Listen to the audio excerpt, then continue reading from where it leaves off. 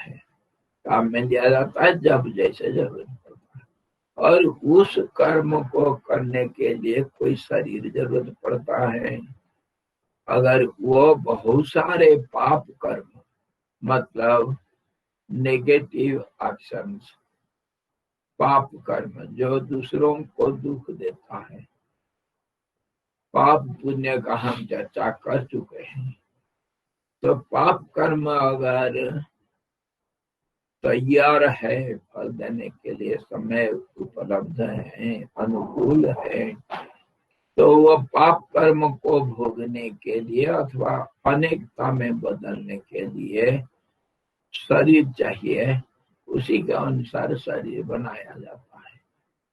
और पुण्य कर्म है तो पुण्य कर्म को भोगने के लिए वैसे ही शरीर बनाया जाता है। जैसे हम स्वाद को चखने के लिए जीभ का प्रयोग करते हैं, लेकिन कान का नहीं। कान में अगर कोई रस डाल दिया जाए तो वो स्वाद को नहीं समझ पाएगा कान, सिर्फ जीभ को वो समझेगा। वैसे ही जिस कर्म को करने के लिए जैसा शरीर चाहिए वही शरीर को बनाता है। जैसे तुम दैनंदिन जीवन में खाना तो रस लेने के लिए मुंह में डालते हो भोजन को, और शब्दों को कान से सुनते हो, शब्द को मुंह में नहीं धारण किया जाता है और भोजन को कान में नहीं डाला जाता है। भोजन का रस को लेने के लिए कहीं कोई नाक में डालता है क्या? इसी ढंग से जिसके लिए जो लायक है उपभोग के लिए, जैसे कोई विषय को उपभोग करने के लिए तुम्हारे पास विषय के अनुकूल इंद्रिया है, वैसे कर्म को भोग करने के लिए शरीर का जरूरत पड़ता है। उसका थ्योरी क्या है, उसका नियम कानून क्या है? तो नियम है कि बहुत सारे पुण्य कर्म अगर इकट्ठा हुआ है, उसके लिए पुण्य को भोगने के लिए सूक्ष्म शरीर चाहिए और देवता का शरीर चाहिए।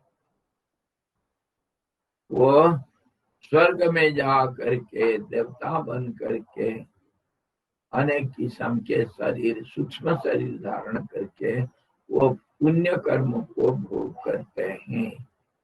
और पाप कर्म अगर इकट्ठे हो रखे हैं, उसके अनुसार पाप कर्म को भोग करने के लिए इतर योनियों में जाना पड़ता है। मनुष्य से नीचे पशु पक्षी कीट पतंग इत्यादि, पेड़ लता इत्यादि। और अगर बराबर का, लगभग बराबर का पाप पुण्य मिल करके पापे पुण्य समय कृत्वा नर योनिषु जायते, पाप और पुण्य को इकट्ठा करके अगर इकट्ठे कुछ amount of impressions are ready for fructifying, then you will get a human body. ये बड़ा कष्ट से मिलता है। पाप ज्यादा होगा नहीं तो पुण्य ज्यादा होगा। इसीलिए ये सब पाप और पुण्य को भोगने के लिए भोग योनि में जाना पड़ता है, जहाँ कर्म का बहुत कम न्यूट्रलाइज हो सकता है, अथवा मतलब कर्म को हम पाप को पुण्य में बदलना, पुण्य को पाप में बदलना, ये तो व्यवसाय की बात है। ये व्यवसाय तो नर जन्म में होता है, मनुष्य जन्म में हो सकता है, क्योंकि दोनों चीज तुम्हारे पास है, पाप भी है पुण्य भी है। और देवयोनि में देवता बन जाओगे तो सिर्फ भोग करना है। जैसे मान लो 5 स्टार होटल में, उधर बिजनेस नहीं चलता है। आज की बात छोड़ दो, फोन में सेवा कर लेते हैं, इंटरनेट में सेवा कर लेते हैं। लेकिन साधारण 5 स्टार होटल में तुमको घर से ला करके खाने के लिए अलाउ नहीं करेंगे, बिजनेस करने के लिए मना करते हैं। अथवा जेल में भी तुमको व्यवसाय करने नहीं देंगे। व्यवसाय होता है घर में दोनों चीज हो सकता है। लाभ भी कमा सकते हो, दारू भी पी करके अपने पैसा को गंवा सकते हो, और दान पुण्य करके अपने पैसा को, धन को बढ़ा भी सकते हो। तो घर में जैसे व्यवसाय हो सकता है घर में रह करके, वैसे ही मनुष्य जन्म में रह करके पाप पुण्य को बढ़ा सकते हैं हम। और पुण्य को भोग करने के लिए जैसे 5 स्टार होटल है, धन कमाया है जाकर के उसको भोग करो, और धन को गंवाना है, पाप कर्म किया है तो जेल जाना है। किसी का चोरी किया, किसी को मारा, किसी का हत्या किया तो जाओगे जेल में। वहां सिर्फ कष्ट को भोगना पड़ता है जेल के अंदर। तो इस ढंग से हमारे जो संचित कर्म है उससे पाप पुण्य को आधा आधा करके, लगभग आधा आधा उसको लेकर के मनुष्य शरीर मिलता है। और पाप और पुण्य कर्म का जो स्वभाव होगा वो अलग अलग होने से, हर दो चीज में विपरीत होने से, मतलब विषमता देखने से, मनुष्य योनि में भी अनेक किस्म के मनुष्य हैं। कोई तो बहुत सुख भोगते हैं और सुख कमाते भी हैं, अनेक धर्म कर्म करते हैं, और मनुष्य जन्म में भी पाप भी करते हैं और कष्ट भी भोगते हैं। गरीब घर में पैदा हुआ, अथवा गुण कर्म विभाग सह, गुण और कर्म के प्रकृति, गुण कर्म के अनुसार कर्म विभाग और गुण विभाग, इसके अनुसार शरीर तैयार करती है। और वो शरीर किस लिए तैयार करती है? सुख दुख को भोगने के लिए और बढ़ाने के लिए। देवता जोनि में कोई व्यवसाय नहीं होता है, इसलिए धर्म को बढ़ा नहीं सकते हो। और पाप जोनि में, इतर जोनि में पुण्य को, पाप को बढ़ा नहीं सकते हो। तो इसके ऊपर आप सवाल करेंगे कि अगर सांप पाप करता है, सांप दूसरों को काटता है, पाप करता है, तो उसका पुण्य पाप बढ़ता है या ज्यों का त्यों रहता है? ये सवाल उठेगा। समझिए, और एक सवाल उठेगा। हाँ, इतर जोनि में अगर कर्म नहीं होगा, हाँ जी, लाइक पाप और पुण्य, तो वो एनिमल का इवोल्यूशन कैसे होगा अगर वो कुछ भी नहीं करेगा? Evolution back to pavilion. जब वो जीवन पूरा हो जाता है फिर कहाँ जाएगा? एक क्षमता में आएगा, कोई शरीर के बिना रहेगा, और फिर जो संचित कर्म उसी से कुछ ले करके फिर शरीर बनेगा। इसीलिए एवोल्यूशन चलेगा, पाप पुण्य को लेकर के, मिश्रित भी को लेकर के। इसीलिए इसी को तो एवोल्यूशन प्रोसेस बोलते हैं। एक जन्म को एवोल्यूशन प्रोसेस नहीं बोलेंगे, ये part of the evolution process. एक जन्म, अनेक जन्म में मनुष्य, प्राणी, जीव तो अनेक जन्म लेना पड़ता है, कर्म करना पड़ता है, और कर्म फल को भोगते रहता है। उसी के ऊपर ऊपर नीचे हो करके आखिर कभी समय आएगा, चाहे ऊपर उठ जाएगा, नहीं तो फिर नीचे जाएगा। ये तो एवोल्यूशन प्रोसेस, मतलब प्रगति, मतलब सिर्फ ऊर्ध्वगति नहीं, प्रगति मतलब ऊर्ध्वगति अधोगति दोनों। प्रगति, गतिशील होना है, और उन्नति भी होगा अवनति भी होगा, दोनों गति के अंदर है। अवगति और ऊर्ध्वगति अधोगति दोनों होगा गति के अंदर। इसीलिए जब एवोल्यूशन प्रोसेस हम सोचते हैं वो तो दोनों को मिला करके है और अनेक जन्म होगा, तो उसका एक जन्म का अनंत कहानी है। और जब पाप योनि में जाकर के पाप को बढ़ाते हैं या नहीं, और पुण्य योनि में जाकर के पुण्य को बढ़ा सकता है या नहीं, वो विशेष सब जगह पर है। इमरजेंसी कहीं भी लागू हो सकता है, स्पेशल केसेस अलग अलग, स्पेशल केसेस सब जगह पर है। सब तो हर चीज में पुल पटी रहता है। हमारे देश का जो संविधान है ना, वकील लोग उसी को तो ढूंढते हैं। हर कानून के अंदर उलपटी होता है। क्यों? रिलेटिव फॉर्मूला का यही तो है, एक दूसरे का विपरीत तो रहेगा कभी ना कभी, कुछ ना कुछ। तो जहां पॉजिटिव है वहां नेगेटिव भी रहेगा, तो जहां नियम है उधर नियम का विरुद्ध भी रहेगा।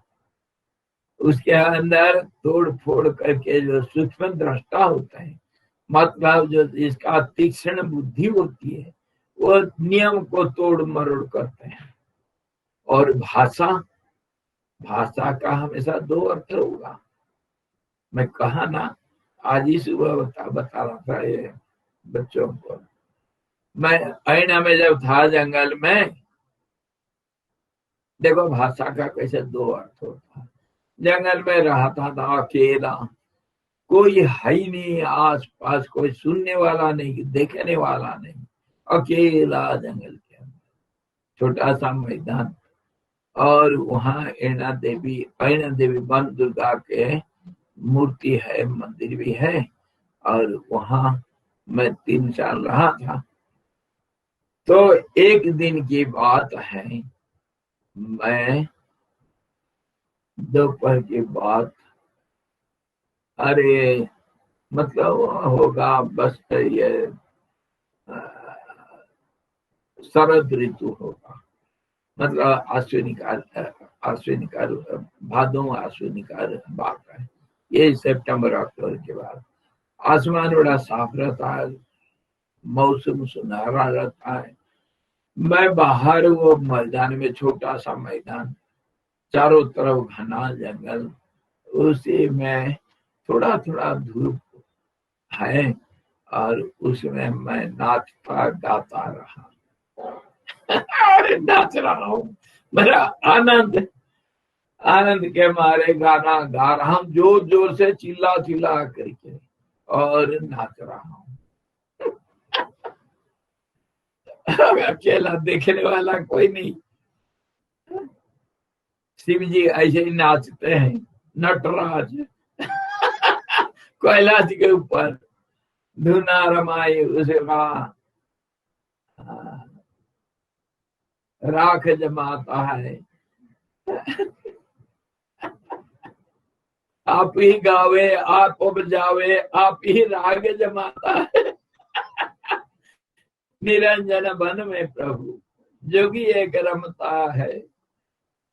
तो मैं गा रहा था, क्या गा रहा था? मेरे सपन की रानी कब आएगी तू, मेरे दिल मुस्कानी कब आएगी तू, चलिया चलिया। मस्त होकर के गा रहा हूं। मेरे सपने की रानी कब आएगी तू, बड़ा मस्ती से गा रहा था। इतना में गांव के लड़के लोग, ये 3 साल की बात है, अचानक उनके मन में हुआ अच्छा दिन है और आज सुनहरा चांदनी रात होगी, चलो बच्चों सब 10-15 बच्चे सब हारमोनियम दुविता वाला सब ढोलकी ले करके चलो आज स्वामी जी के वहां कीर्तन करेंगे रात को। आ गए और वही 3-4 बजे का समय, वो लोग नीचे थोड़ा सा नीचे से उनको मेरा आवाज सुनाई दिया, अरे स्वामी जी जोर जोर से गा रहे हैं, ठहरो चुप हो जाओ। वो लोग तो हल्ला गुल्ला करके आ रहे थे जंगल में। अच्छा, तो मेरा आवाज जब सुनाई पड़ा तो फिर वे लोग चुप हो गए। चुप हो करके चलो सुनेंगे स्वामी जी क्या गा रहे हैं। धीरे धीरे चुप हो करके आ रहे, आ करके मेरे पीछे तरफ से आकर के एक लड़का मेरे पीछे खड़ा हो गया, स्वामी जी। देखा पीछे कहता है, वो लड़का कह रहा है, स्वामी जी यहाँ पर महात्मा है या क्या है? यहाँ सिनेमा गाना गा रहे हैं इधर एकांत में, इसीलिए रहे क्या? और क्या गाना गा रहे हैं? मेरे सपन की रानी कब आएगी तू? आपके कौन सा सपन की रानी? हाँ, किसके लिए आप तड़प रहे हो? आकर के मेरे को बोल रहे। तो समझ गया बच्चे लोग क्या समझेंगे। तो क्या सपन की रानी कोई लड़की हो सकता है, कोई भगवती नहीं हो सकती है? अरे बेवकूफो, तुम्हारा तो सपन की रानी कोई लड़की होगी गाँव की। मेरे सपन की रानी तो इधर बैठी है, उसी के लिए तो मैं इधर बैठा हूँ जंगल में। मेरे सपन की रानी को तुम नहीं समझ पाओगे, और जिसके लिए मैं तड़प रहा हूँ। तो कहने का मतलब दो अर्थ हमेशा रहता है किसी भाषा का, कुछ भी बोलो दो अर्थ रहेगा, नियम कानून ऐसा दो हो जाएगा। इसीलिए जहां पॉजिटिव है उधर नेगेटिव भी होता है। और ये भोगजनियों में स्पेशल केस होता है जहां कर्म बढ़ता भी है थोड़ा बहुत, कहीं पर, सब जगह पर नहीं। साधारण नियम है कि भोगजनी देवजनी में धर्म को बढ़ा नहीं सकते हो।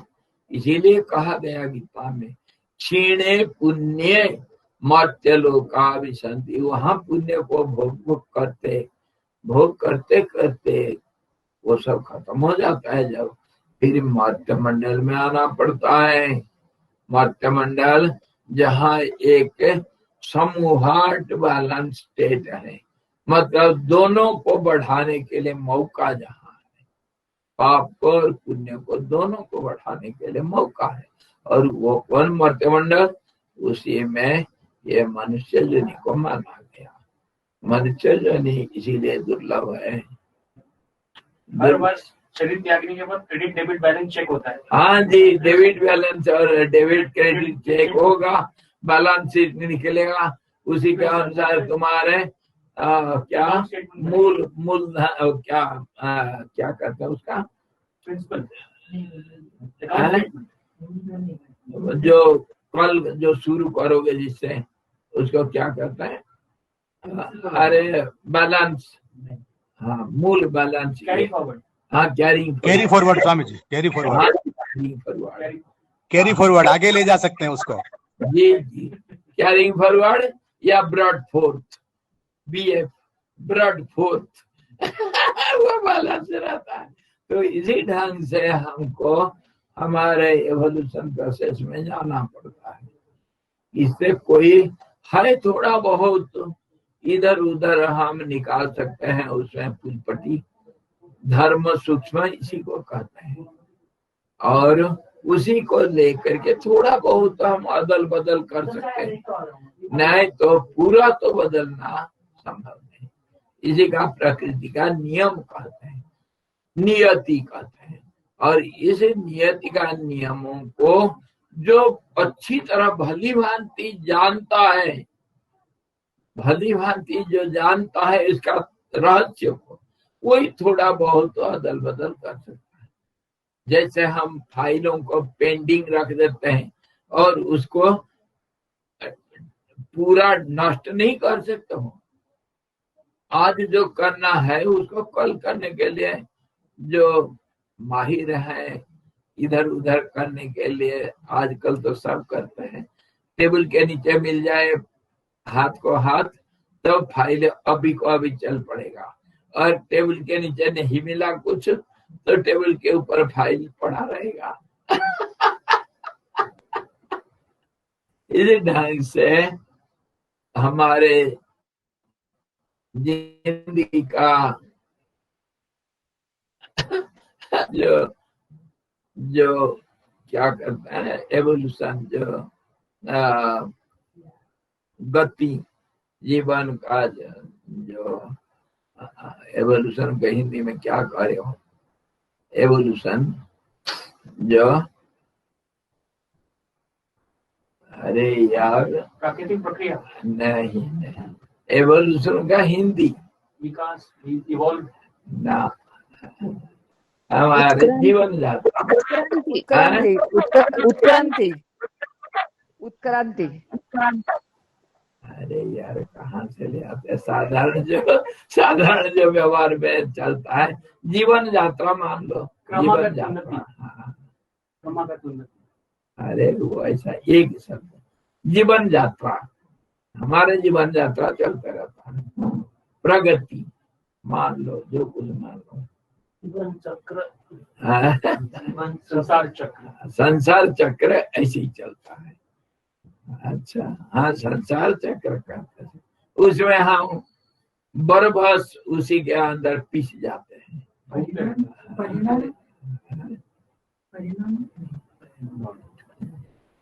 आप हिंदी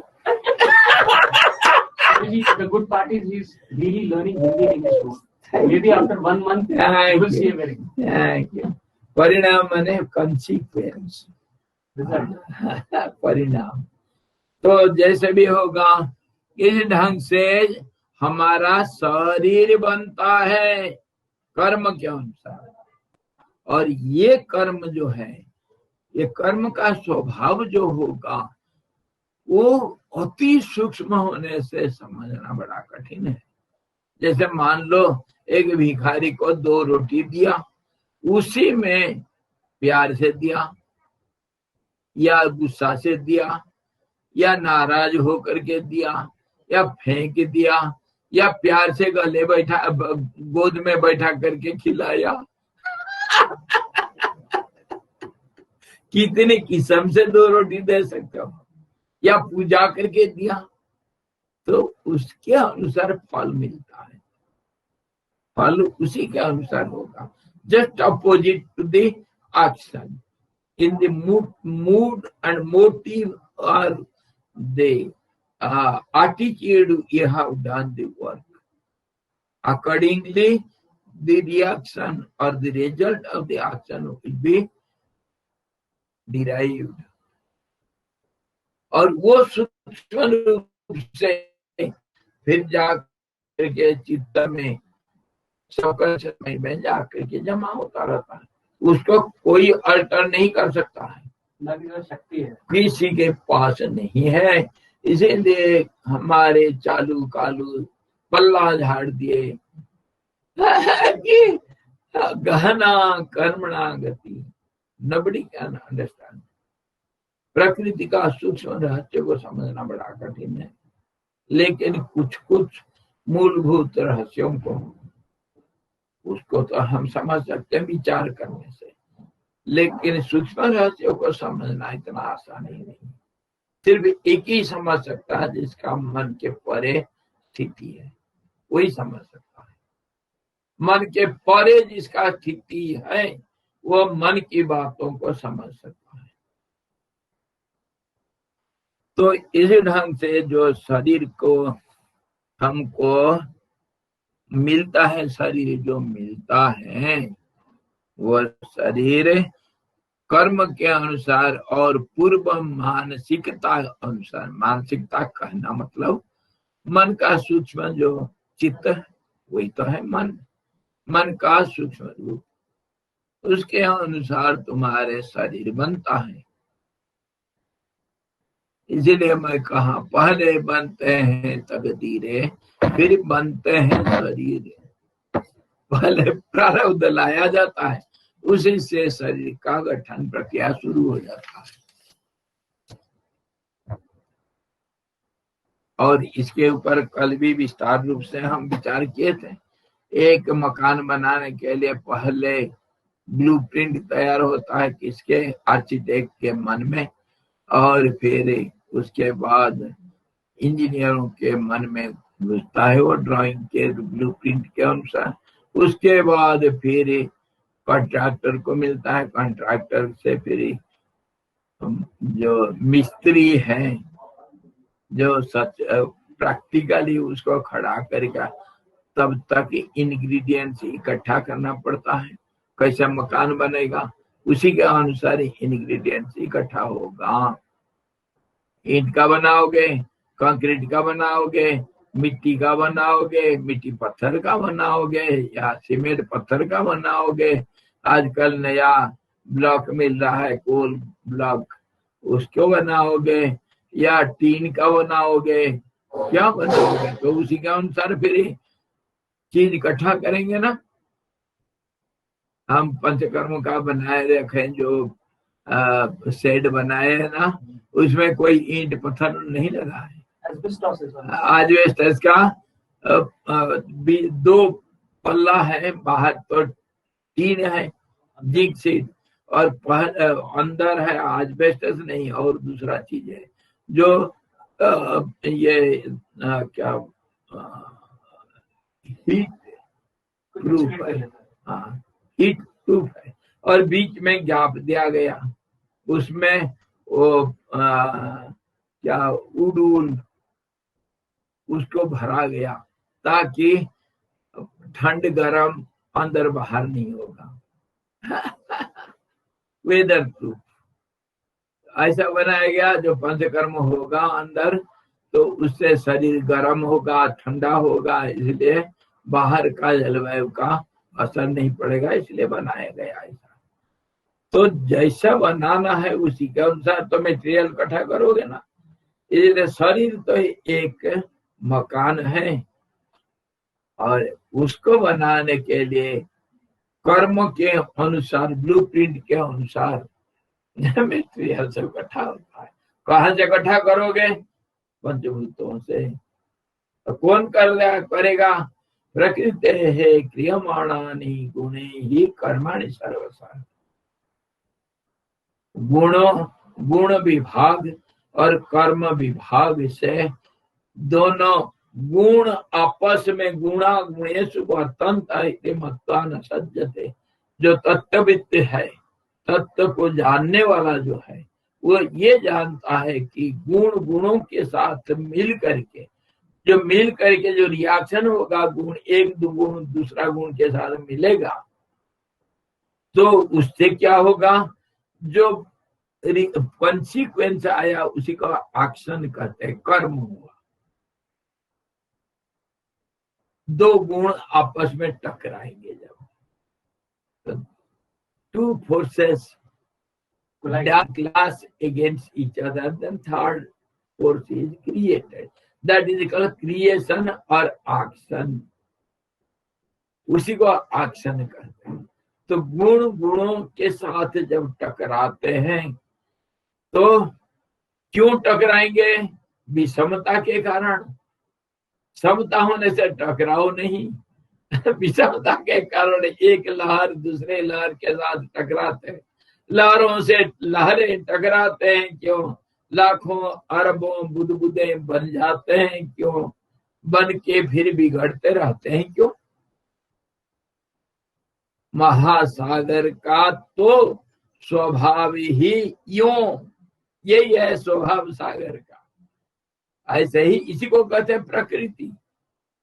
तो प्रकृति गुणों का आपस टकराव से कर्म को कर्म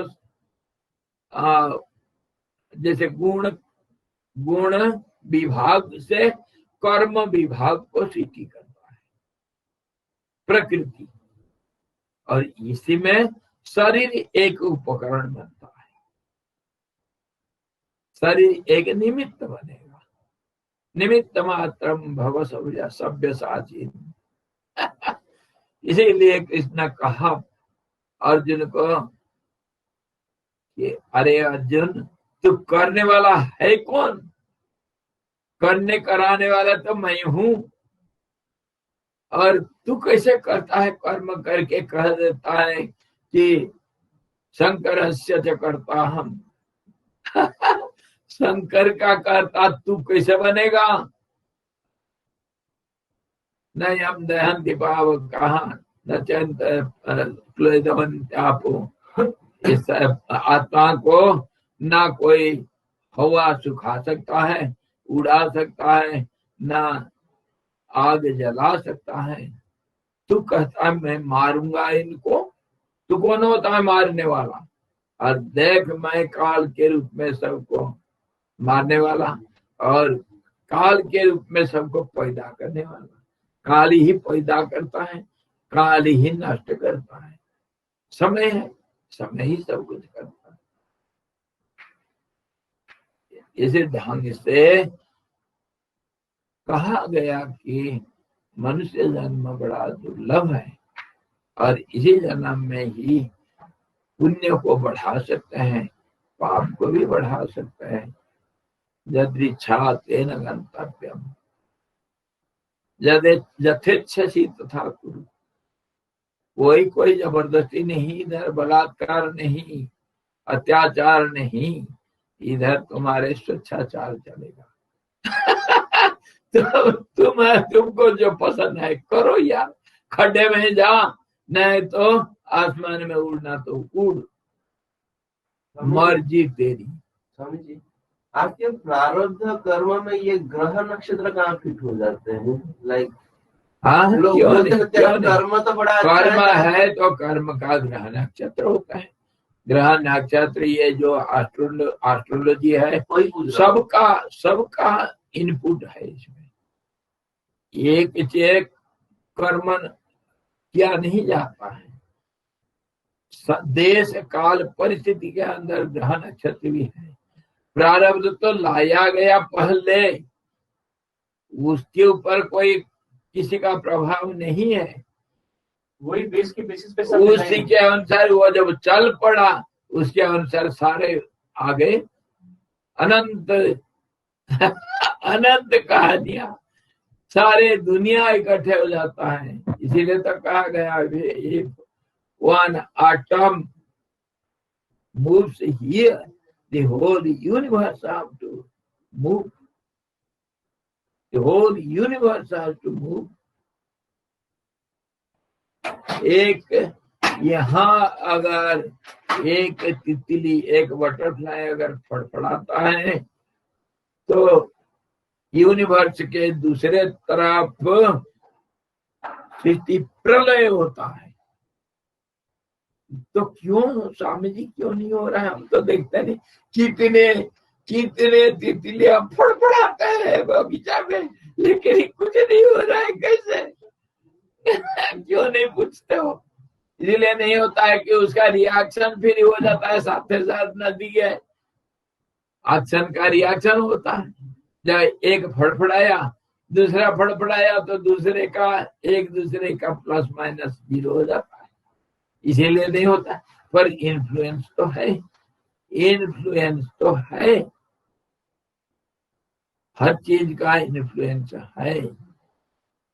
तो ये ग्रह नक्षत्र खाली नहीं, जल, वायु, मिट्टी, पत्थर, पानी, पवन, ये सब मिल करके तुम्हारे कर्म के ऊपर, कर्म प्रक्रिया के ऊपर, कर्म शैली के ऊपर प्रभाव डालते हैं। इसीलिए तो जलवायु को शुद्ध रखने के लिए कहा गया। जलवायु को अगर शुद्ध रखते हो तो ग्रह नक्षत्र को भी शुद्ध पवित्र रखो। शुद्ध पवित्र रखना मतलब उसका जो प्रतिक्रिया है उसको सही ढंग से इस्तेमाल करो।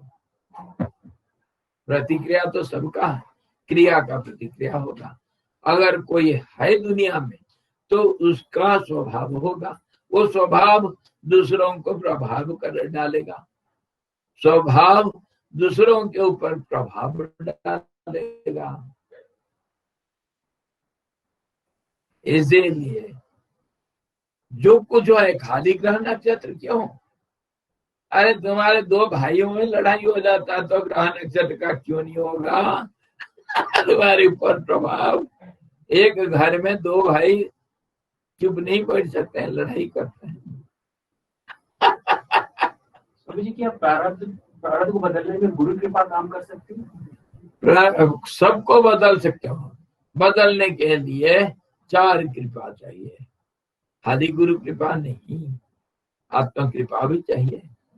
तुम अगर चाहोगे गुरु कृपा के लिए तभी तो गुरु कृपा मिलेगा, उसको कहते हैं आत्म कृपा। आत्म कृपा, if you start then only you can go further. If you don't start, who will help you? Who can help you? गुरु कभी कृपा करके तुमको कंधे में बैठा करके ले करके लक्ष्य के ऊपर पटका नहीं देगा। वो हमारे भक्त शिरोमणि ब्रह्मानंद जी क्या गाए?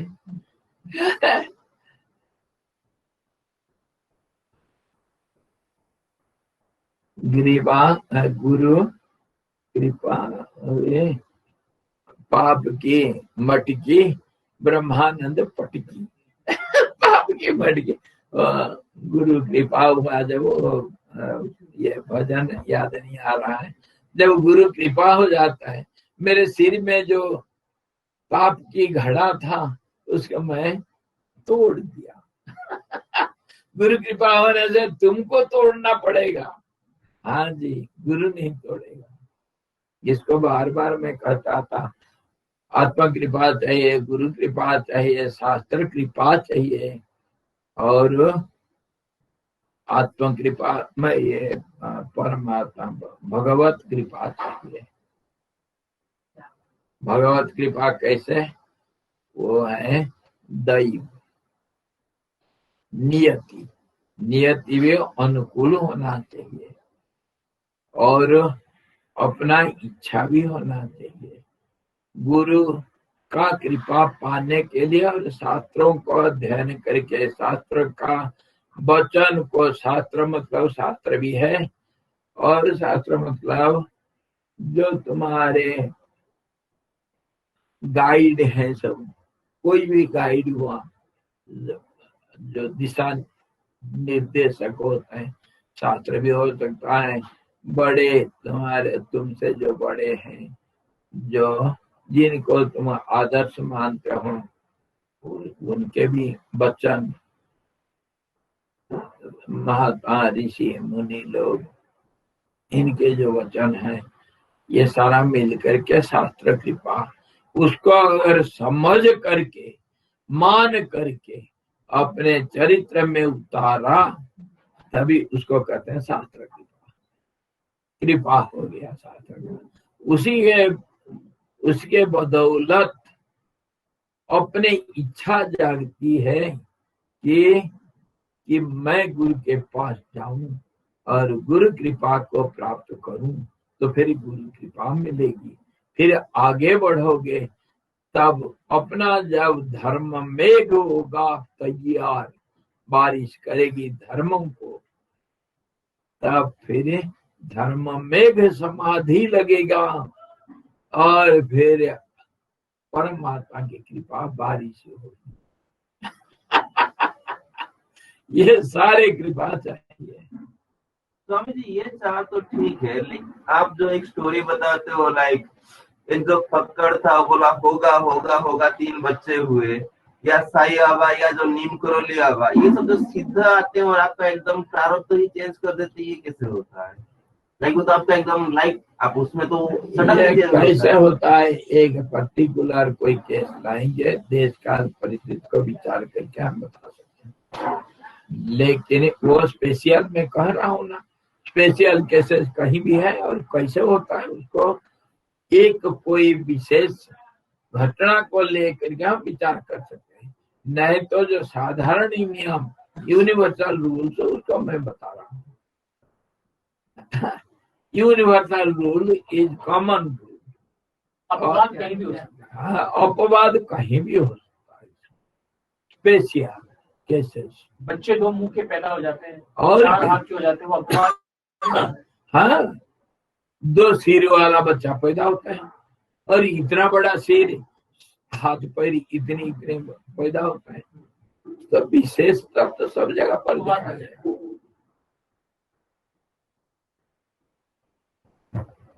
ये एक छूट दे रखे हैं,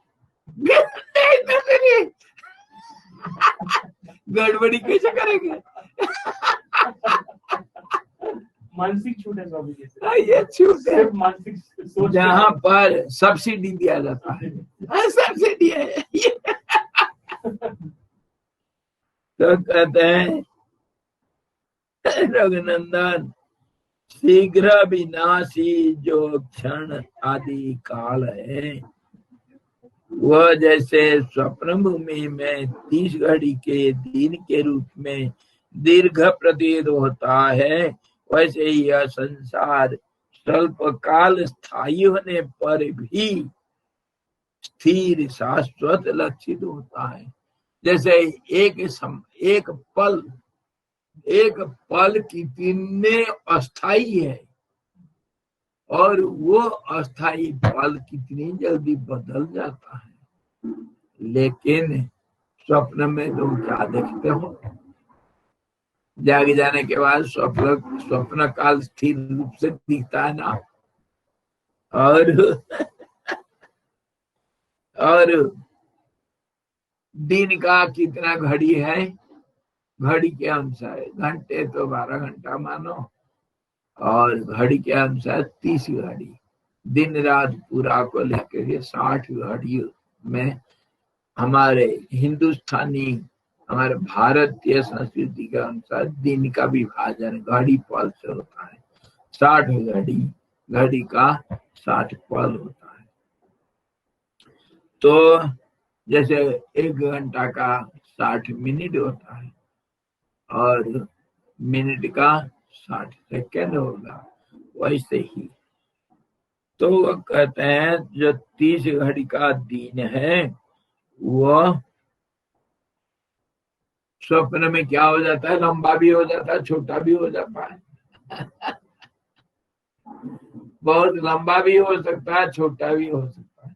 समय का जो अवधारणा है, हमारे अंदर जो अंडरस्टैंडिंग है, तो समय का अंडरस्टैंडिंग जैसे हम समझते हैं ऐसा नहीं है करके कितने बार मैं बताया। तो समय को हम सही ढंग से नहीं समझते हैं। समय एक परिवर्तन का नाम है और मन का नाम भी समय है, प्राण का नाम भी समय है। योगी लोग कभी घड़ी नहीं देखते हैं और दिन को विभाजन नहीं करते हैं। घड़ी पल में योगी लोग क्या करते हैं, प्राण का आवागमन से समय को समझते हैं और जिंदगी को प्राण का गति के अनुसार मापते हैं। एक प्राणी को कितना सांस लेना है और कितना सांस छोड़ना है, और वो प्राण भी जो गतिशील होगा पूरा रेचक, उसका कितने दूर तक उसका हाँ कितना दूर तक उसका गति होगी। कभी हम बहुत धीरे से सांस लेते हैं, छोड़ते हैं, जब मन जब शांत होता है और दौड़ते भागते काम कुछ कसरत करते, सांस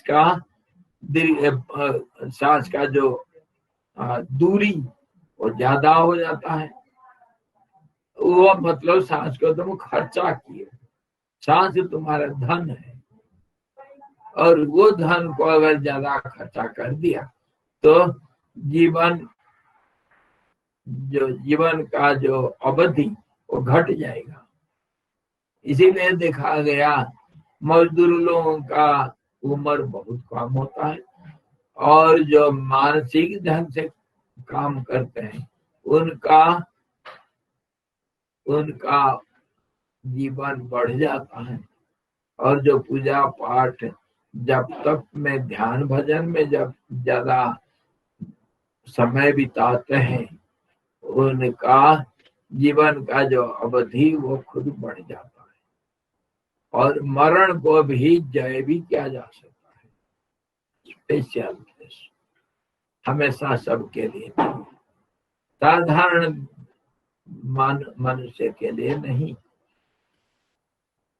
और जो योगी तो कोई बिरला होता है क्या सब तुम नाक दबा दोगे, सिर को नीचे पैर को ऊपर कर दोगे तो जोगी माना जाओगे हैं? आजकल इसको जोगी मानता है, ऐसा नहीं मानता है जोगी। मन का स्थिरता के बिना जोगी कहाँ बनोगे?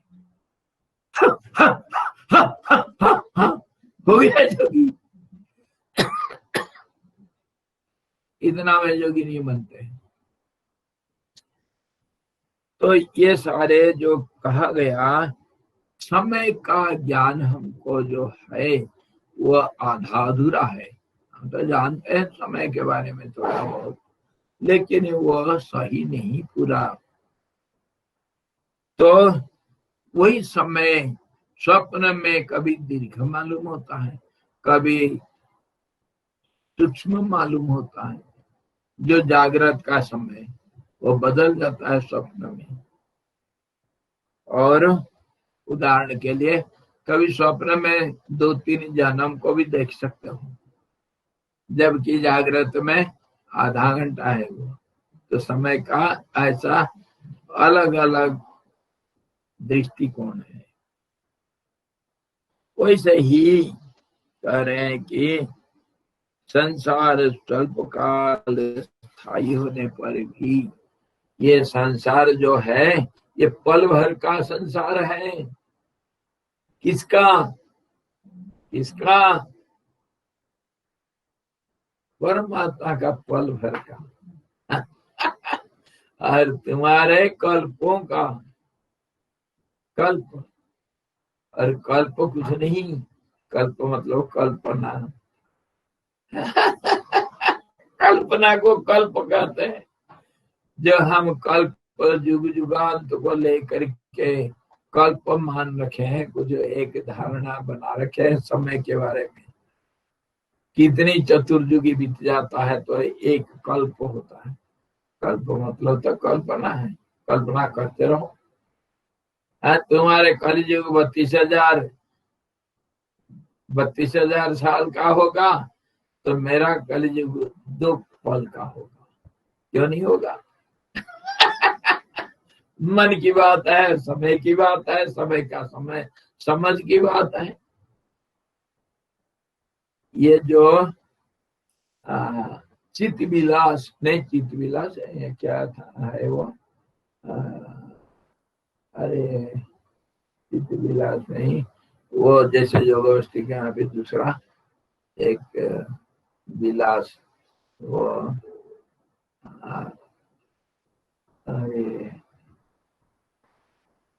हमारे यहाँ है, हमारे पास है। रमन महर्षि हमेशा 2 किताब के लिए प्रिस्क्राइब करते हैं। एक योगवश्री पढ़ना, नहीं तो वो किताब का नाम है त्रिपुरा रहस्य। त्रिपुरा रहस्य करेक्ट। त्रिपुरा रहस्य में वो राजकुमार ऋषि कुमार राजा का वो एक रख दिया। राजा को और उनका ऋषि कुमार खेल में जैसे हमारे लव कुश राम जी का अश्वमेध यज्ञ को पकड़ लिए थे, ऐसे ही वो राजस्व यज्ञ का घोड़े को पकड़ लिया। खेलने के लिए।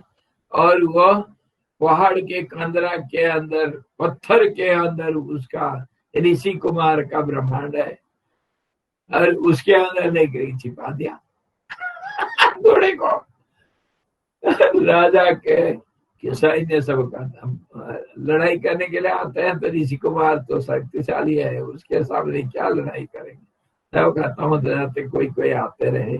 बाद में फिर राजा का कोई भाई कोई आएंगे, वो फिर आने के बाद ऋषि आ जाते हैं अपने तपस्या स्थल से, तब आकर के पूछते हैं क्या हो गया। तो ऋषि कुमार कहा मैं ऐसा खेलने के लिए घोड़ा को पकड़ रखा हूँ। तो फिर राजा आकर के फिर बड़ा विनती किया, और फिर ऋषि कुमार कहा, और ऋषि पूछे कहाँ रखे हो, ना वो पत्थर के अंदर। अरे पत्थर के अंदर कैसे, मेरा ब्रह्मांड वही है। और उसके अंदर से फिर लेकर के दिखाया घोड़ा, यहाँ है देखो। घोड़े को ला करके फिर बाहर दे दिया पिताजी का आदेश के अनुसार। इसके अंदर फिर बड़ा कहानी, बड़ा मजेदार कहानी, जैसे हम एक कहानी के ऊपर हर पॉइंट को विचार करते हैं, ऐसा कैसे संभव है। हमारे यूनिवर्सिटी में भी ऐसी कहानी लीला का, यह पाषाण उपाख्यान, एक पाषाण उपाख्यान, पत्थर की कहानी। स्वर्ण में पाषाण था, उसके पास कैसे, उसके अंदर कैसे एक ब्रह्मांड, उसके अंदर ब्रह्मा और सरस्वती उस समय उसमें प्रलय होना था, ब्रह्मा का आखिर समय। तो वो अपना मन को उजरा कैसे कर रहा था। उस समय वो सरस्वती जो देवी है, प्रकृति, मूल प्रकृति, वो रूप धारण करके वो भाग करके उस ब्रह्मांड से निकल करके घूम रही थी कोई मदद के लिए, क्योंकि प्रकृति खत्म हो जाएगा तो सरस्वती का काम तमाम, तो उसके लिए कुछ करने के लिए नहीं रह जाएगा। इसलिए वो बड़ा बेचैन थी और आकर के कहीं इधर उधर घूम रही थी आकाश में। तो वशिष्ठ जी कभी एकांत का ढूंढ में जाकर के आकाश के किसी कोने में जहां थोड़ा बहुत एकांत मिला, वहां अपने मन से एक कुटिया बना करके उसके अंदर बैठ के ध्यान में बैठे थे, एकांत से बंद कर रहे थे। तो अचानक वो किसी अबला का आवाज सुनाई दिया, क्रंदन ध्वनि सुनाई पड़ी। तो वो फिर किसी अबला मतलब जो बलहीन है, ऐसा स्त्री का कोई रोने का आवाज आ रहा है, तो मेरा कर्तव्य बनता है उसको मदद करना, चलो देखो कौन है, क्यों रो रही। तो वहां आवाज जहां से आ रहा है वहीं जा करके पहुंचते हैं, लेकिन कोई दिखाई नहीं देता है। तो फिर कुछ देर के बाद जब वशिष्ठ जी अपने आवाज से बोले कि कौन रो रहे हो, अपना रूप क्यों नहीं प्रकट कर रहे हो, तो फिर सरस्वती अपना प्रकट किया रूप। तो कैसे जो सूक्ष्म कैसे स्थूल रूप लेता है, वो हमारे लिए अति सूक्ष्म है, लेकिन वहां वशिष्ठ जी के लिए स्थूल रूप हुआ। वो सरस्वती को मिले तो सरस्वती जी पूछे तुम्हारे दुख का क्या कारण है। सरस्वती अपने वेदवाणी से, ऋचाओं से वशिष्ठ का बहुत प्रशंसा की और वशिष्ठ से विनती की कि आप अगर मेरे दुख निवारण करना चाहते हो तो मेरे साथ चलो, हमारे ब्रह्मा जी को बोलो कि सृष्टि संहार न करे। वशिष्ठ जी कहते हैं चलो, आपका सृष्टि कहाँ है? चलो मैं दिखाती हूँ।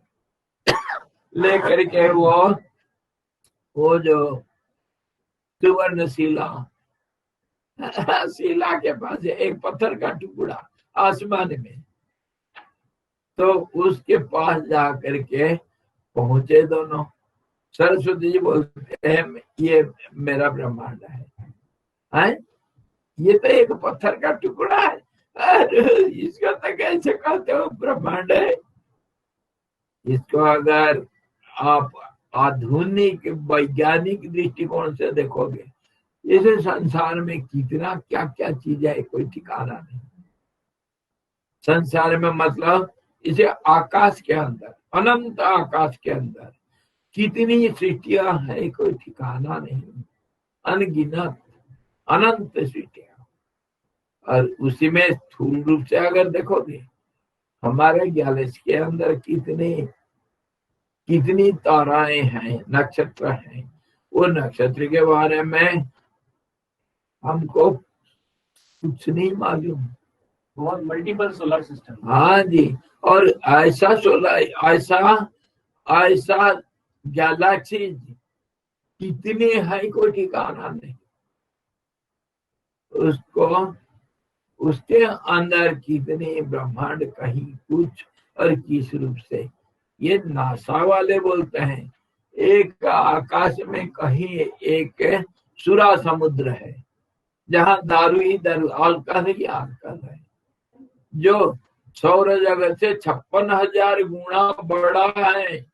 सौर जगत से मतलब सारे हमारे ग्रह और उपग्रहों को लेकर के सौर जगत जो है, सोलर सिस्टम, उससे 56,000 टाइम ग्रेटर देन दिस। इतना अल्कोहल आकाश में जमा पड़ा हुआ है। नासा वालों का कहना है, मेरा कहना नहीं, मानो तो मानो। तो जब ये है, और मंगल और हमारी ये धरती, मंगल और धरती के बीच में नहीं, मंगल और बृहस्पति के बीच में, मंगल बृहस्पति के बीच में एक रेंज है, जहाँ हजारों लाखों उल्का पिंड सब घूमते रहते हैं। अभी नासा वाले कह रहे थे कोई एक उल्का पिंड धरती के ऊपर टकराने वाला, बच गया। हाँ बच गया। और 10-15 साल के पहले भी ऐसा ही एक हुआ था। वो धरती के बहुत नजदीक आ गया था, लेकिन निकल गया। तो दुनिया में क्या क्या है और उसके अंदर क्या क्या है, कौन जाने। हम ढूंढ रहे हैं मंगल में मनुष्य होगा, चंद्रमा में मनुष्य होगा। अरे मनुष्य खाली सब जगह पर थोड़ी रहेंगे, कितने किस्म के प्राणी होंगे जिसको तुम सोच ही नहीं सकते हो। तभी तो परमात्मा कल्पना के परे है। इसको जो सबको एक अंश में धारण करता है और सबको कंट्रोल करता है, वो कैसा होगा? वो परमात्मा ये खाली बोलने की बात है, हम कुछ नहीं समझ सकते हैं। समझने के लिए कोशिश करना पागलपना है। इसीलिए हम कोशिश कर रहे हैं कि पागल हो करके सोचना छोड़ दो, सोचना छोड़ दो, पागल बन जाओ। अगर पागल बन के सोचना छोड़ दोगे तो मन अगर स्थिर हो गया, तब तो समझ में आएगा, कुछ आएगा जो बोल नहीं पाओगे। और क्या आएगा समझ में? हम थोड़ा बहुत बोल सकते हैं कि जैसे एक शहद के एक बड़ा भारी थाली के ऊपर अंदर एक मधुमक्खी अगर गिर गया, उस मधु के अंदर, शहद के अंदर फंस गया, उसको कैसे लगेगा? शहद के समुद्र में अगर एक मधुमक्खी गिर जाता है, फंस जाता है, तो जैसे लगेगा ऐसे ये मन स्थिर हो जाने से स्तब्धो भवति।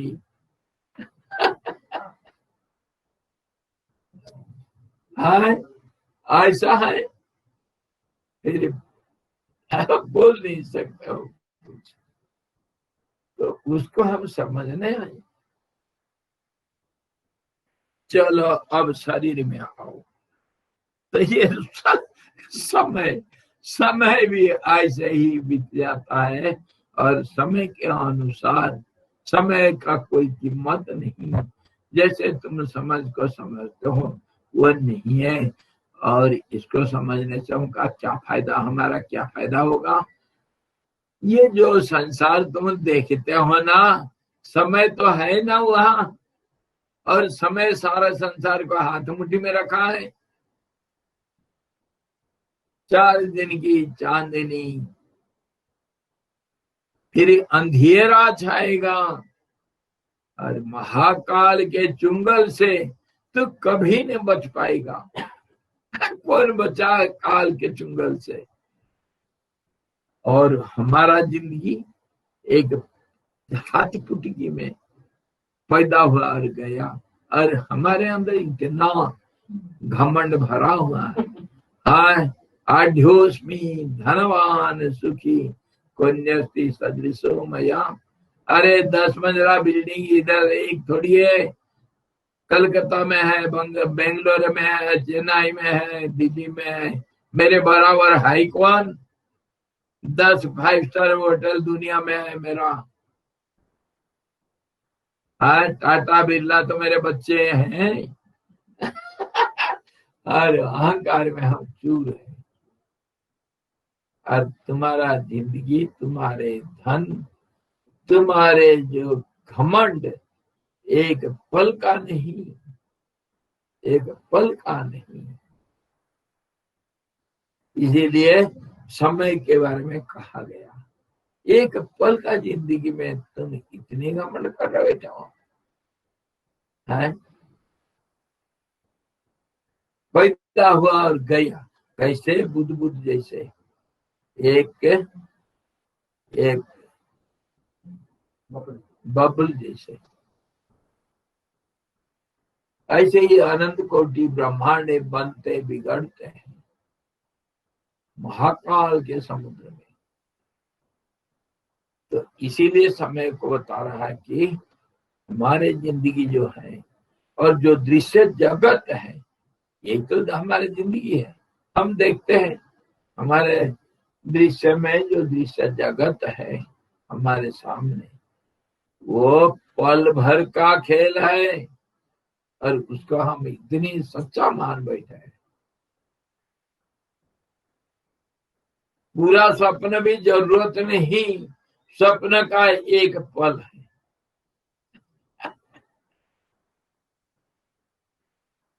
कल मैं सपना देख रहा था, कल रात को सपना देख रहा था। मैं देख रहा हूँ मेरा शरीर पड़ा हुआ है। बहुत कोशिश कर रहा हूँ, ये मेरा शरीर है या किसी का शरीर है, देखो हाथ डाल रहा हूँ। हाँ, शरीर तो मेरा जैसे लग रहा है, और मैं खुद अपने शरीर को देख रहा हूँ पड़ा हुआ है, इधर उधर हिल नहीं रहा, डूल नहीं रहा, और सपने में देख रहा हूँ। और पल भर में जागा तो शरीर तो है, शरीर है, देख रहा था शरीर है। देखने वाला कौन था? वो शरीर जो हम अभी देख रहे हैं, इतना सुंदर, इसको इतना एडिंग करते हैं, इतना बाल बनाना, दाढ़ी बनाना, नर मक्खनबाजी करना, क्या क्या नहीं सजाते हैं इस शरीर को। ये पल भर का खेल है, और इसमें ऐसे ही पल भर में चला जाएगा। दुनिया पल भर का है, इसमें शरीर भी पल भर का है। और इसको बनाया कौन? बुद्ध को समुद्र के अंदर बनाया कौन? ना कोई बनाया, ना कोई बिगड़ा। प्रकृति है क्रियमाणानि उन्हें ही कर्माणि सर्वथा सब स्वभाव वस्तु प्रवर्तते। ये स्वभाव से सब होता है। जैसे सूर्य के ताप से संतप्त मरुभूमि के आकाश के निगत तृष्णा नदी दिखाई देती है, वैसे आदि यह अविद्यमान भी पृथ्वी अंतरिक्ष एवं तीलों की सभी संकल्पों से दिखाई देती है। सब संकल्प का खेल है। राम जी दृष्टि के वैषम्य से आकाश में जिस प्रकार मोर पंख के मुठा दिखाई देती है, वैसे ही भ्रम से यह जगत की शोभा प्रतीत होती है। भद्र विशुद्ध दृष्टि से जैसे आकाश में उत्तम मोर पंखों का मुठ्ठा दिखलाई नहीं पड़ता, अगर दृष्टि साफ है तो तुम्हारे सामने वो मोर पंख नहीं दिखेगा। वैसे ही आत्म तत्व साक्षात्कार रूप विशुद्ध दृष्टि से यह जगत की शोभा दिखाई देता है। और ये आत्म तत्व का साक्षात्कार का मतलब क्या हुआ? मन स्थिर हो गया तो गया तुम्हारे दुनिया सब कहाँ गल जाएगा, भाप बन जाएगा, पता नहीं कैसे। जैसे तपता हुआ लाल लोहे के ऊपर एक बूंद जल डाल दो तो जैसे एक पल का पल में अदृश्य हो जाता है, वैसे ही ये जो दुनिया दिखता है, दुनिया की शोभा एक संकल्प में दूर हो जाएगा, गायब हो जाता है। हे श्री राम जी, जिस प्रकार भीरू होने पर भी पुरुष अपने मनोराज्य में कल्पित हाथी बाघ आदि के रहते भय को प्राप्त नहीं होता, वैसे ही तत्वज्ञ पुरुष अपने मानसिक संकल्प से जनित इस संसार के रहते भय को प्राप्त नहीं होता। तत्वज्ञ पुरुष ज्ञानी के बारे में कह रहे हैं। एक डरपोक जो चींटी को देखने से डरता है, मकड़े को देखने से चिल्ला करके भागता है, ऐसे बच्चे हैं। मकड़ा को देखेंगे तो डर के चिल्लाएंगे। वो मनोराज्य में हाथी बाघ सब जंगल में देखता है, उससे डरता थोड़ी है? बड़े बड़े ये हमारे ये अंजलि आती ना, अंजलि ये चन्नमाया की लड़की, उसको मैं खाली ऐसे हाथ दिखा दो, बच्चों के साथ में खेलता हूँ, हंसी मजाक मैं ऐसा करता हूँ तो ऐसा चिल्लाती है। मारने के पहले चिल्लाती, इतना डरती है। कुतकाली करो, डर जाती है, तो मैं डराता हूँ बच्चों का। तो वो टीवी में भूत का एंड टीवी देखती है, बताओ, उसको डर नहीं लगता, मजा आता है। तो इसी ढंग से जो डरपोक है वो नहीं डरती है। बच्चा डरपोक होता हुआ भी डरता नहीं, उसका इंटरेस्ट है उसको देखने में। तो इसी ढंग से ज्ञानी लोग इसे संसार में विहार करते हैं, ना डर है ना भय है। वो जानते हैं किसी का कोई कीमत नहीं, इसका कोई माने नहीं। अर्थम अनर्थम भाव है नित्यम। ये संसार का जो अर्थ है वह अनर्थ का कारण है। जैसे एक बच्चा भी चित्रपट में जो आग देखता है, स्क्रीन में देखा जंगल की आग को निर्भय हो करके पकड़ लेता है, आग के साथ खेलता है। वैसे क्यों? वो जानता है कि ये आग नहीं है, आग का एक चित्र है। लेकिन हम क्या कहते हैं, आग ही है। तो ऐसे ही ज्ञानियों के लिए संसार कोई डर का, कोई भय का, कोई भोग का अथवा कोई कष्ट का, कोई सुख का कारण नहीं है। ना कोई सुख का, ना कोई दुख का कारण है। ज्ञानी के लिए ये एक चित्रपट है। और इसका चित्रकार कौन है? चित्रम रम्भ्यते तम त्रिभुवन वपुषम विष्णुमीशं नमामि। वो बड़ा चित्रकार बैठा है। और कैसे चित्र करता है? अपने शरीर में जैसे हम अपना नाम को लिखते हैं और लड़कियां जैसे हाथों में मेहंदी सजाते हैं, ऐसे ही परमात्मा विष्णु भगवान अपने शरीर में ये नदी, पर्वत, आकाश, ग्रह, नक्षत्र, सूरज, चंद्रमा और मनुष्य, देवता, पशु, पक्षी बना करके, जंगल बना करके अपने आप मौज ले रहे हैं। जैसे हम अपने हाथ को देखते हैं, अरे क्या लिखा है स्वामी जी, मेरा हाथ देखो ना थोड़ा, मेरे किस्मत में क्या लिखा है, विदेश जाऊं। तो ऐसा परमात्मा अपना हाथ देखता है और मौज लेता है। हा मेरे भाग्य में बहुत अच्छा लिखा है, विदेश जाऊंगा। परमात्मा विदेश जाएगा।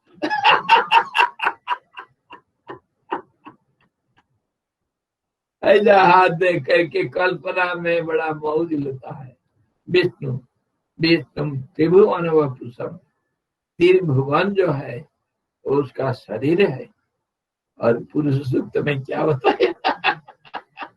अंतरिक्ष इसका सिर है और पैर जैसे पाताल है। ऐसा शरीर पुरुषोत्तम। तो उस शरीर में ये सारे त्रिजगत रूपी चित्र ही तो है। क्यों चित्र बोलोगे तुम? हम जिसको शहीद देख रहे हैं तुम चित्र बनाते हो। अरे चित्र में करते हो क्या? 2 लाइन तो खींचते हो ना, और कुछ रंग भरते हो। तो तुम जो नाम रूपों को देखते हो बाहर दृश्य जगत में, बोलो सही, कसम खाओ माँ की कसम। बोलो क्या देखते हो? बोलो। रंग तो देखते हो और 2 लाइन तो देखते हो। पेड़ को जो देखते हो, पहाड़ को जो देखते हो, उसको चित्रकार लोग लकीर खींच करके बना देते पहाड़। वही तो देखते हो तुम, लकीर तो देखते हो। अरे इसको तुम सच मान लिए है? चित्र नहीं है तो और क्या है? बोलो। वो देखो बादल कैसे दिखता है। ऐसे ही मैं थोड़ा ब्लैक एंड व्हाइट में भी बादल बना दूंगा और वाटर कलर में भी बादल बना दूंगा, पेंट में भी बना दूंगा। मैं अभी दूंगा आसमान और वो पहाड़ और काले सफेद बादलों को बना करके दिखा देता हूँ। उसमें और इसमें अंतर क्या? रेखाएं हैं, रंग है, बिरंग है, आकार है।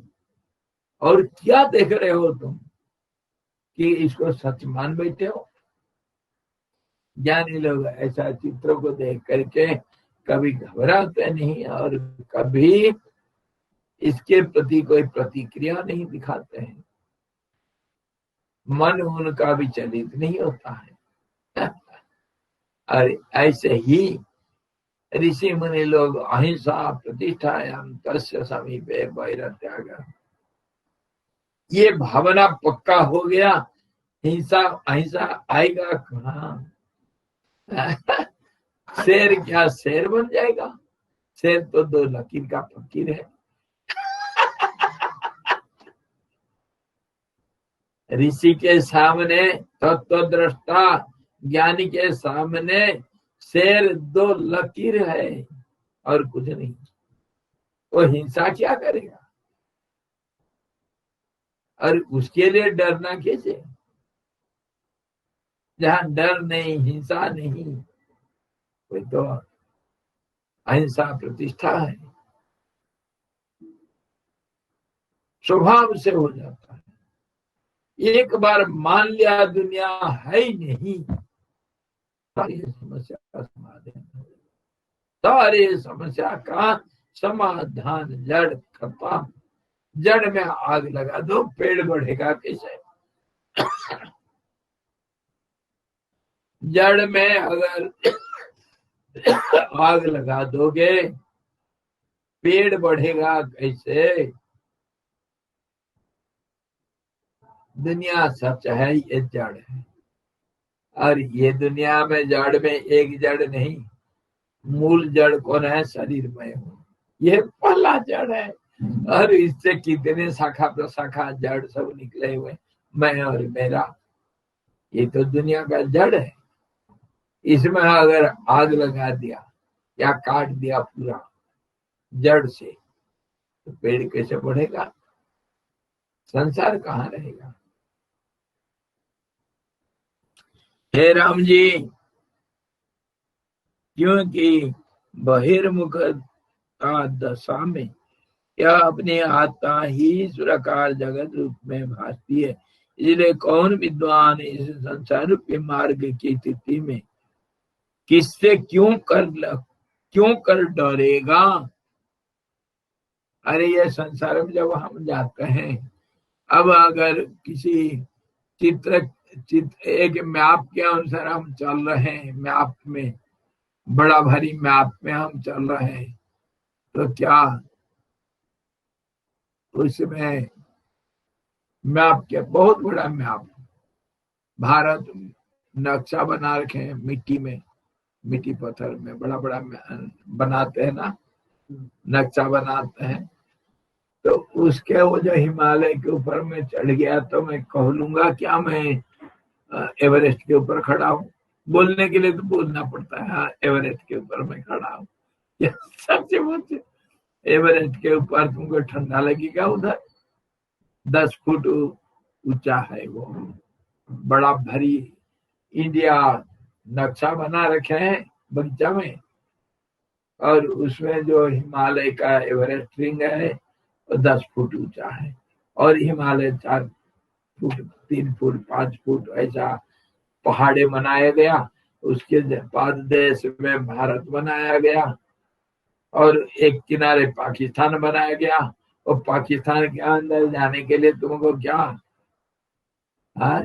कोई वीजा नहीं चाहिए? वीजा चाहिए।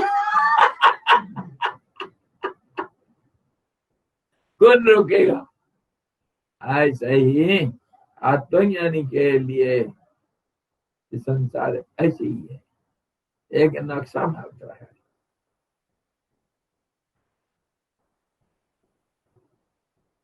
सोक्रेटिस एथेंस का राजा आकर के सामने खड़ा बोलता है, सोक्रेटिस मैं तेरे साथ बात करने के लिए आया हूँ, तेरे को मिलने के लिए आया।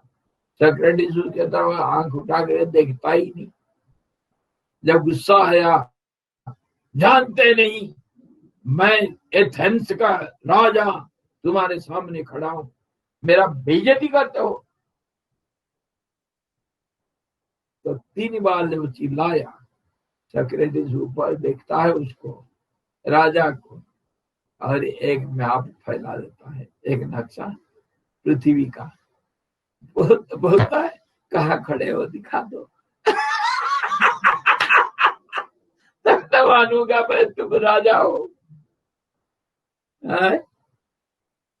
इतना छोटा नक्शा में तुम कहाँ हो? बताओ, दुनिया इतना छोटा है, तुम्हारा अस्तित्व कहाँ?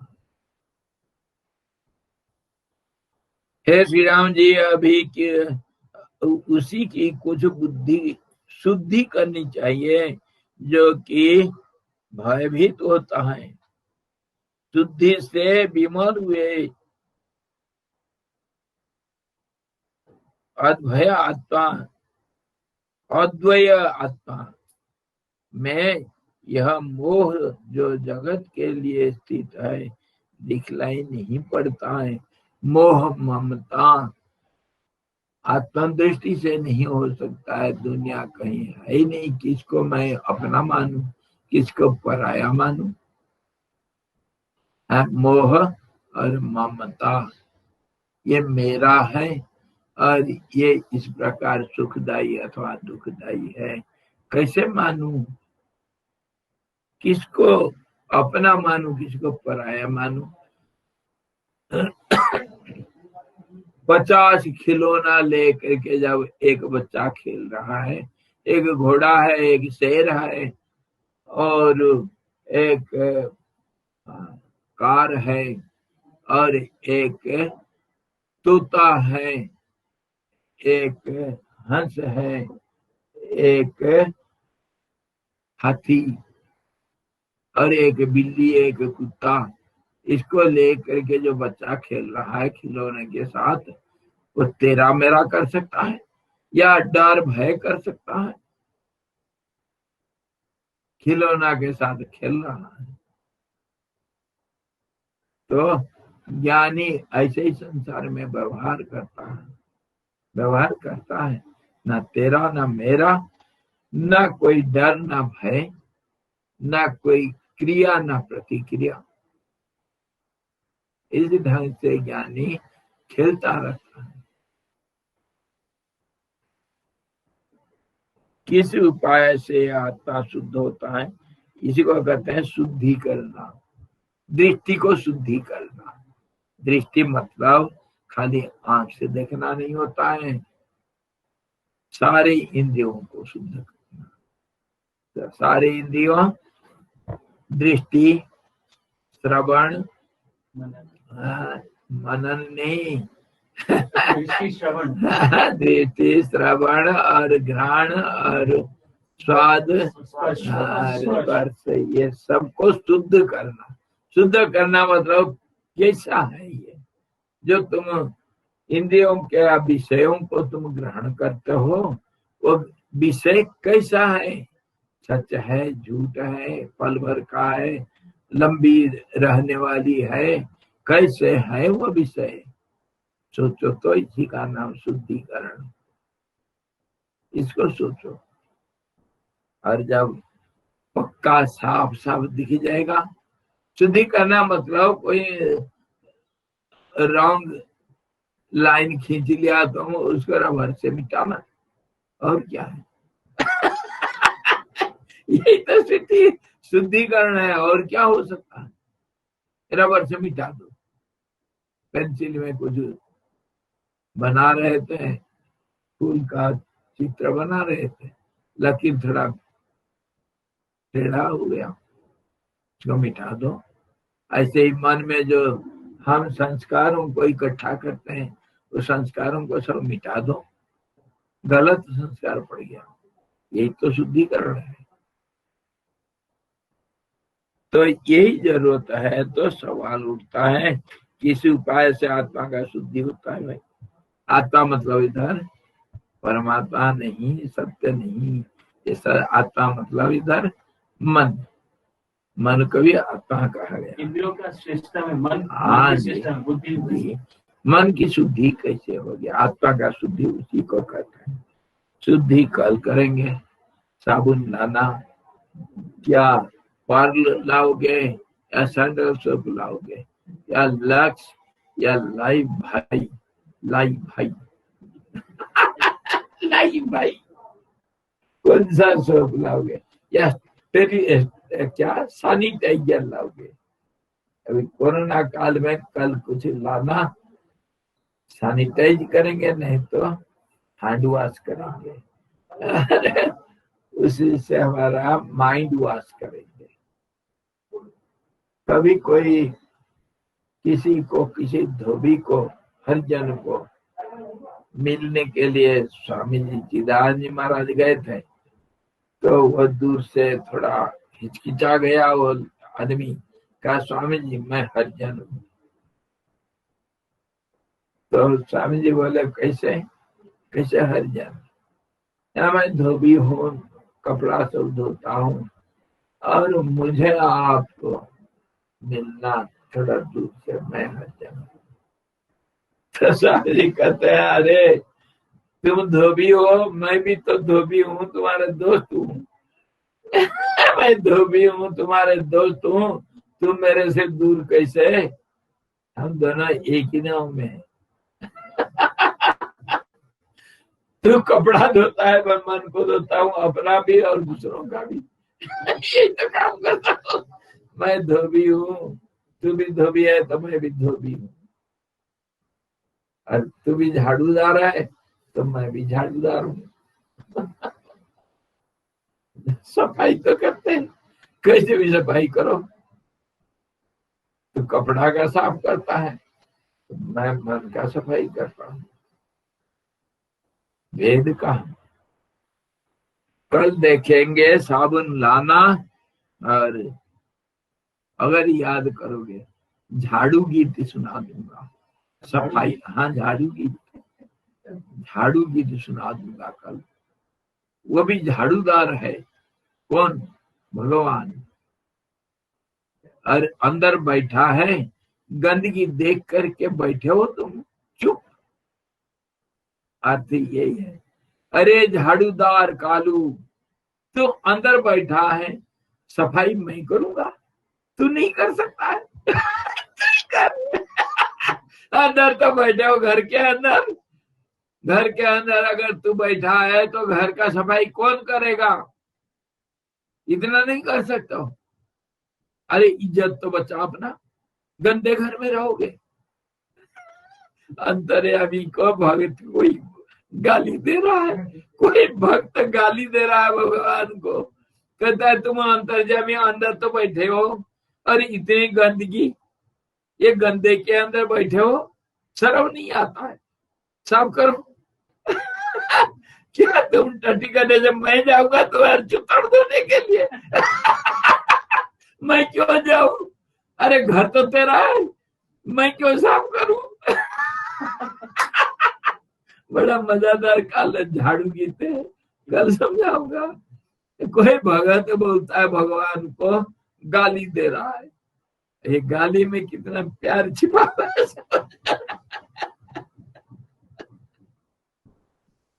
इसको व्यंग कविता बोलते हैं, और उत्प्रेक्षा बोलते हैं। उत्प्रेक्षा कुछ बोलते हो उसका ठीक उल्टा अर्थ होता है। कल देखेंगे, कल साबुन लगाएंगे, झाड़ू भी लगाएंगे, झाड़ू गीत याद करना, सफाई करेंगे। हरि ओम पूर्णमदः पूर्णमिदं पूर्णात् पूर्णमुदच्यते पूर्णस्य पूर्णमादाय पूर्णमेवावशिष्यते। ओम शांति शांति शांति। सद्गुरु भगवान की जय, सच्चिदानंद भगवान की जय, शब्द ब्रह्म की जय, सरस्वती महारानी की जय, जो श्री भगवान की जय।